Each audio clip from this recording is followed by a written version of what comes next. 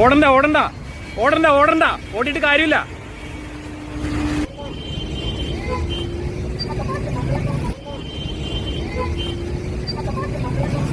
ചാടൽ, വണ്ടി വരും വണ്ടി വരും, ചാടൽ അവിടേക്ക്. നമ്മുടെ സമൂഹത്തിൽ അർഹിക്കുന്ന പ്രാധാന്യത്തോടു കൂടി ചർച്ച ചെയ്യപ്പെടാതെ പോകുന്ന ഒരു വിഷയമാണ് അല്ലെ ഈ ഭിക്ഷാടനം എന്ന് പറയുന്നത്. ഇടയ്ക്ക് കുട്ടികളെ തട്ടിക്കൊണ്ടു പോകുന്ന വാർത്തകൾ വൈറലാകുമ്പോഴോ അതല്ലെങ്കിൽ ഭിക്ഷാടനക്കാരന്റെ ലക്ഷക്കണക്കിനുള്ള സമ്പാദ്യത്തിന്റെ വാർത്തകൾ വരുമ്പോഴോ മാത്രം കുറച്ചു കാലം ചർച്ച ചെയ്യപ്പെടുകയും പിന്നീട് അത് വിസ്മൃതിയിലേക്ക് പോകുകയും ചെയ്യുന്ന ഒരു വിഷയം മാത്രമായി ഇതങ്ങ് ഒതുങ്ങി പോവുകയാണ് അല്ലെ. എന്നിരുന്നാലും 2 ദിവസം മുന്നേ കൊച്ചിയിൽ ഇതര സംസ്ഥാനങ്ങളിൽ നിന്നെത്തിയ ഭിക്ഷാടനക്കാരെ കേന്ദ്രീകരിച്ചുകൊണ്ട് TV19 എന്ന് പറയുന്ന ചാനൽ നടത്തിയ ഒരു രഹസ്യ അന്വേഷണം എന്റെ ശ്രദ്ധയിൽപ്പെടാനിടയായി. അത് അത്യാവശ്യം യൂട്യൂബിൽ വൈറലുമായിരുന്നു. അവരുടെ അന്വേഷണത്തിൽ ഞെട്ടിക്കുന്ന കാഴ്ചകളാണ് അവർ കാണിച്ചു തരുന്നത്. അത് കണ്ട സമയത്ത് ചില കാര്യങ്ങൾ പറയണമെന്ന് തോന്നി. അതുകൊണ്ട് മാത്രമാണ് കേട്ടോ വീഡിയോ ചെയ്യുന്നത്. എന്തായാലും നമുക്ക് ആ വീഡിയോയുടെ ചില ഭാഗങ്ങൾ കണ്ടിട്ട് ഒന്ന് തിരിച്ചു വരാം എന്നുള്ളതാണ് മനസ്സിലാവുന്നത്. ഏകദേശം ഒരു 11 മണി കൂട്ടിയിട്ട് ഇവര് ഈ ഒരു കുഞ്ഞിനെയൊക്കെ ഒക്കത്ത് പിടിച്ച് നേരെ ഇവിടെ വന്ന് ഈ ഭിക്ഷാടനമാണ് ഇത് ഞങ്ങൾ കണ്ടുകൊണ്ടിരിക്കുകയാണ്. അങ്ങനെ ഞങ്ങൾ ഉച്ചയായി. അപ്പോൾ ആ കൊച്ചിനൊരു റെസ്റ്റ് കൊടുക്കുമെന്ന് വിചാരിച്ചു. പക്ഷേ കൊച്ചിന് റെസ്റ്റ് ഇല്ല. കൊച്ചിങ്ങനെ സ്ഥിരമായിട്ട് ഈ സ്ത്രീയുടെ തോളത്തിരുന്ന് ഈ വെയിലും കൊണ്ട് ഇതിങ്ങനെ പൊള്ളിച്ച് ഈ കൊച്ചിനായിട്ട് പോവാണ്. അങ്ങനെ ഞങ്ങൾ രാവിലെ 11 മണി മുതൽ ഇതാ ഈ എടപ്പള്ളി സിഗ്നലിൽ ഈ ക്യൂ ആയിട്ട് ബാക്കിലേക്ക് വരും.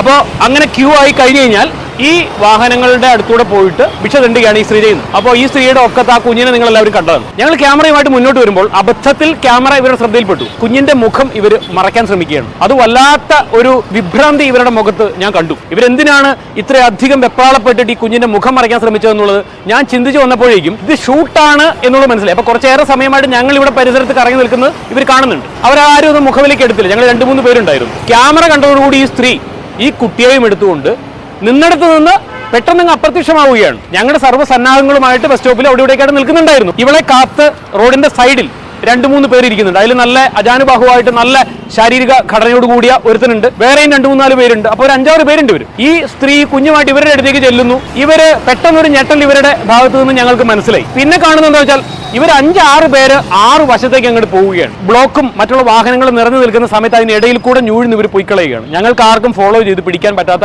അത്ര വേഗതയിൽ നമ്മുടെ നാട്ടിൽ, മലയാള നാട്ടിൽ, എടപ്പള്ളി ജംഗ്ഷനിൽ നമ്മൾ മലയാളികളായിട്ടുള്ള നമ്മുടെ കണ്ണു വെട്ടിച്ച് നോർത്ത് ഇന്ത്യയിൽ നിന്ന് വന്നിട്ടുള്ള ഇവര് ഒരു കുഞ്ഞിനെയും എടുത്ത് നമ്മുടെ കണ്ണു വെട്ടിച്ച് അപ്രത്യക്ഷമാവും. ശരി. അപ്പൊ അങ്ങനെയൊക്കെയാണ് കാര്യങ്ങൾ. എന്തൊക്കെയാണല്ലേ നമ്മുടെ നാട്ടിൽ നടക്കുന്നത്. ആ സ്ത്രീയുടെ കയ്യിലുള്ളത് അവരുടെ കുഞ്ഞല്ല എന്നുള്ളത് ഉറപ്പാണ് അല്ലെ. എവിടെ നിന്നോ തട്ടിയെടുത്ത് ആ പാവം കുഞ്ഞിനെ ഒക്കത്തി വെച്ച് പൊരി വെയിലും കൊള്ളിച്ച് പൈസ ഉണ്ടാക്കാൻ ഇറങ്ങി ഇവരൊക്കെ എന്താണ് ചെയ്യേണ്ടത് നിങ്ങളെന്നൊന്ന് പറ.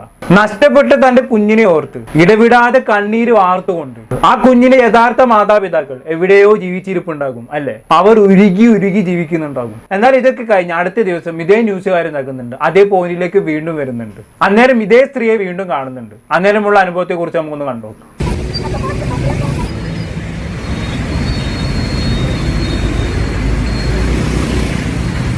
ഓടണ്ട ഓടണ്ട ഓടണ്ട ഓടണ്ട ഓടിയിട്ട് കാര്യമില്ല.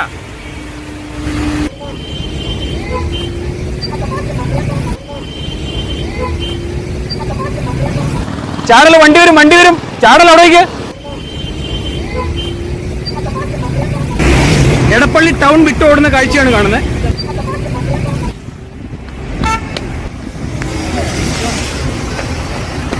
ആ ഓട്ടം മുഴുവൻ ഞങ്ങൾ കാണിച്ചു. ഓടി ഇവിടുന്ന് ഒരു ബസ്സേ കയറി. വണ്ടി എടുക്കല്ലേ. ഞങ്ങൾ ക്യാമറയുമായി പിന്നാലെ ചെന്നപ്പോൾ അവരവിടുന്ന് ബസ്സിൽ നിന്ന് ഇറങ്ങി 1 വേ കണക്കാക്കി റോഡ് ക്രോസ് ചെയ്ത് മറ്റൊരു വഴിയിൽ കൂടെ ആ സ്ത്രീ ഓടി. ഞങ്ങൾ പോലും മാതിരി ഓട്ടോ ഓടൂല. ഈ ചാനലുകാർ മുഴുവനും ആ പെണ്ണിനെ പിന്നാലെ ഓടിയിട്ടും കിട്ടിയിട്ടില്ല എന്നുള്ളതാണ് കോമഡി. എന്താണെന്ന് വെച്ചാണെങ്കിൽ അതുവരെ വടിയും കുത്തി പിടിച്ച് നടു നിർത്താനാവാതെ നടന്ന അമ്മച്ചി ക്യാമറ കണ്ടതോടെ വാലിൽ തീ പിടിച്ച പോലെ ഓടാണ് അല്ലെ. ഇതിപ്പോ ലാഭമായല്ലോ. വളി വിടുന്ന വേഗത്തിലാണല്ലേ നടുവേദന പമ്പടുന്നത്. എന്തായാലും ആ സ്ത്രീ ഓടി രക്ഷപ്പെട്ടു. അതിനുശേഷമുള്ള ബാക്കി ഭാഗം കൂടി നമുക്കൊന്ന് കണ്ടുവരാം. എന്തെങ്കിലും തരുമോ?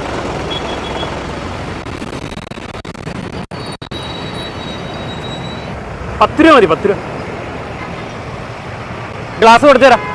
ഒരു 5 രൂപ. 5 രൂപ ഗ്ലാസ് കൊടുത്തേരാ. ഒരു 5 രൂപ. 5 രൂപ ചായ കുടിക്കാൻ. ഒരു 5 രൂപ ചായ കുടിക്കാൻ. ഒരു 5 രൂപ ചായ കുടിക്കാൻ. ചേഞ്ച് ഇല്ലേ? ഗ്ലാസ് കൊടുത്തേരാ.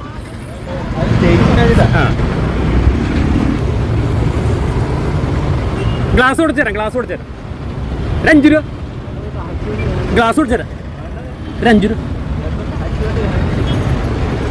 ഒരു ചായ കുടിക്കാൻ 5 രൂപ വരും, ചായ കുടിക്കാൻ 5 രൂപ വരും. ആ ഗ്ലാസ് കുടിച്ചേരാ, തരുമോ പ്ലീസ്? പാവണ്ട് അല്ലേ? ആ ഭിക്ഷാടനത്തിന് ആൾക്കാർ ഇരുന്ന പോലെ ഒരു ഇരുന്ന് നോക്കിയതാണ്, പക്ഷെ ആരും കൊടുക്കുന്നില്ല എന്ന് മാത്രമല്ല, ഒരു മനുഷ്യൻ തിരിഞ്ഞു പോലും നോക്കുന്നില്ല അല്ലെ. ഇതിന് പകരം ആ സ്ത്രീ ആയിരുന്നെങ്കിൽ കൈ നിറയെ പൈസ കൊടുത്തിട്ടുണ്ടായിരിക്കും അല്ലെ, പ്രത്യേകിച്ച് നമ്മൾ മലയാളികൾ. അവിടെയാണ് നമ്മുടെ സെന്റിമെന്റ്സിനെ ഇവർ കൃത്യമായിട്ട് മുതലാക്കുന്നത്. മുഷിച്ച വസ്ത്രം ധരിച്ച് കരഞ്ഞ് ക്ഷീണിച്ച ആ കുഞ്ഞിനെയും അമ്മയും കണ്ടു കഴിഞ്ഞാണെങ്കിൽ ഏതൊരു മലയാളിക്കും അനുകമ്പ തോന്നിയിരിക്കും അല്ലെ. അതിൽ യാതൊന്നും അത്ഭുതപ്പെടാനൊന്നുമില്ല, കാരണം നമ്മൾ അങ്ങനെയാണ് വളർന്നത്. സഹജീവികളോട് കരുണ കാണിക്കണമെന്ന് പഠിച്ചു വളർന്ന മലയാളിയെ ഇവിടെ കൃത്യമായ ഒരു ക്രിമിനൽ സംഘം മാനിപ്പുലേറ്റ് ചെയ്യുന്നു എന്നുള്ളതാണ്. ആ കാറിലിരുന്ന് 10ഉം 20ഉം 100ഉം ഒക്കെ കൊടുക്കുന്നവരെക്കാളും ഒരു പക്ഷേ ഈ ഭിക്ഷ വാങ്ങിക്കുന്ന സ്ത്രീ ഭിക്ഷ കണ്ട് ഒരു ദിവസം സമ്പാദിക്കുന്നുണ്ടാകും. നമ്മൾ വളരെ ഗൗരവത്തോടു കൂടി നോക്കി കാണേണ്ട ഒരു വിഷയമാണ് കേട്ടത്. കാരണം ഭിക്ഷാടന മാഫിയയുടെ ഭീകരതയും നമ്മുടെ സമൂഹത്തിൽ ഇവരുണ്ടാക്കുന്ന ഇമ്പാക്റ്റും നമ്മൾ വിചാരിക്കുന്നതിൽ എത്രയോ അപ്പുറമാണ്. മയക്കുമരുന്നിന്റെയും മനുഷ്യക്കടത്തിന്റെയും അടക്കം നമ്മുടെ നാട്ടിൽ നടക്കുന്ന ഒരുവിധ നിയമവിരുദ്ധ പ്രവർത്തനങ്ങളുടെ എല്ലാം പിറകിലും ഈ ക്രിമിനലുകളുടെ കറുത്ത കരങ്ങളുടെ പങ്കുണ്ട് എന്നുള്ളതാണ്. അത് വ്യക്തമാണ്. കേരളത്തിൽ ഒരു വിധപ്പെട്ട ഭിക്ഷാടനങ്ങൾക്ക് പിറകിലും നമ്മൾ സ്വപ്നം കാണുന്നതിലും അപ്പുറത്തേക്ക് സമ്പത്തും പിടിപാടുമുള്ള ഒരു വലിയ ശൃംഖല തന്നെ പ്രവർത്തിക്കുന്നുണ്ട് എന്നുള്ളതാണ്. വീട്ടുമുറ്റത്ത് കളിച്ചുകൊണ്ടിരിക്കുന്ന നമ്മുടെ പൊന്നുമക്കൾ പെട്ടെന്ന് അപ്രത്യക്ഷമായി നാളെ വിദൂരമായ ഒരിടത്ത് ആരൊക്കെയോ ചേർന്ന് പീഡിപ്പിച്ച് വികൃതമാക്കിയ രൂപവുമായി ഭിക്ഷ യാചിക്കുന്നതിനെ കുറിച്ച് നിങ്ങൾ എപ്പോഴെങ്കിലും ചിന്തിച്ചിട്ടുണ്ടോ? നിങ്ങൾക്ക് അതിനെ കുറിച്ചൊന്ന് സങ്കല്പിക്കാൻ പോലും പറ്റുമോ? ചെറിയ കുട്ടികളെ കാണാതായ എത്രയോ കേസുകൾ ഇന്ന് നമ്മുടെ പോലീസ് സ്റ്റേഷനിൽ കെട്ടിക്കിടക്കുന്നുണ്ട്. ഇത്രയും ഭീകരമായിട്ടുള്ള ഒരു അവസ്ഥ നമ്മുടെ നാട്ടിൽ നിലനിന്നിട്ടും എന്തുകൊണ്ട് നമ്മുടെ നാട്ടിൽ ഭിക്ഷാടനം നിരോധിക്കാത്തത് എന്നൊരു സംശയം പലർക്കും ഉണ്ടാകും അല്ലെ. അതിനുള്ള ശ്രമങ്ങളൊക്കെ പലപ്പോഴും നടന്നിട്ടുണ്ട്. 2021 ഇതുമായി ബന്ധപ്പെട്ടുള്ള ഹർജി പരിഗണിച്ചുകൊണ്ട് സുപ്രീം കോടതി പ്രസ്താവിച്ച വിധി അന്ന് തന്നെ നല്ല രീതിയിൽ ചർച്ച ചെയ്യപ്പെട്ടിട്ടുണ്ടായിരുന്നു. അന്ന് എന്താണ് സുപ്രീം കോടതി പറഞ്ഞത്? രാജ്യത്ത് ദാരിദ്ര്യം പൂർണ്ണമായും നിർമ്മാർജ്ജനം ചെയ്യാത്തിടത്തോളം കാലം ഭിക്ഷാടനം ഒരിക്കലും നിരോധിക്കാനാവില്ല എന്നുള്ളത്. അന്ന് അതാണ് കോടതി നിരീക്ഷിച്ചത്. ആ പറഞ്ഞതിലും കാര്യമുണ്ട് അല്ലെ. കാരണം എല്ലാ മനുഷ്യന്മാരും ഒരുപോലെ അല്ലല്ലോ. അത് ഇതര സംസ്ഥാനക്കാരാണെങ്കിലും നമ്മുടെ നാട്ടുകാരാണെങ്കിലും യാതനയുടെ അങ്ങേയറ്റം സഹിച്ചതിന് ശേഷം മറ്റൊരു വഴിയുമില്ലാതെ ആത്മാഭിമാനം പണയം പെടുത്തിക്കൊണ്ട് ഭിക്ഷാടനത്തിന് ഇറങ്ങിയേണ്ട ഗതികേട് വന്ന മനുഷ്യന്മാരുണ്ടാവുമല്ലോ അല്ലെ. പട്ടിണ എന്ന പിന്നെ എന്ത് ചെയ്യാനാണ് അല്ലെ. ജോലി ചെയ്യാനാവാത്ത വിധം ശരീരം പണിമുടക്കിയവർ ഒരു നേരത്തെ ഭക്ഷണത്തിന് വേണ്ടി മറ്റുള്ളവന്റെ മുന്നിൽ കൈ നീട്ടുന്നത് അവസാനിക്കണം. അവർക്ക് മാന്യമായി ജീവിക്കാനുള്ള പുനരധിവാസ പദ്ധതികൾ സർക്കാരിൽ നിന്നുണ്ടാവണം. എന്നിട്ട് നല്ല തണ്ടും തടിയും ഉണ്ടായിട്ടും നാണമില്ലാതെ ജീവിക്കുന്ന ക്രിമിനലുകളെയെല്ലാം പിടിച്ച് ലോക്കപ്പിലിടണം. മാറ്റങ്ങൾ വരട്ടെ, നാട് കൂടുതൽ ശുദ്ധീകരിക്കപ്പെടട്ടെ, നമ്മുടെ കുഞ്ഞു മക്കൾക്ക് ആരെയും പേടിക്കാതെ കളിച്ച് നടക്കാൻ സാധിക്കട്ടെ. ഇത്രയും പറഞ്ഞുകൊണ്ട് ഇന്നത്തെ വീഡിയോയുടെ വൈൻഡപ്പ് ചെയ്യാണ്. എന്താണ് ഇതിനെ കുറിച്ചുള്ള നിങ്ങളുടെ അഭിപ്രായം താഴെ കമന്റ് ബോക്സിൽ രേഖപ്പെടുത്തുമല്ലോ. അടുത്തൊരു ടോപ്പിക്കുമായി വീണ്ടും കാണാം.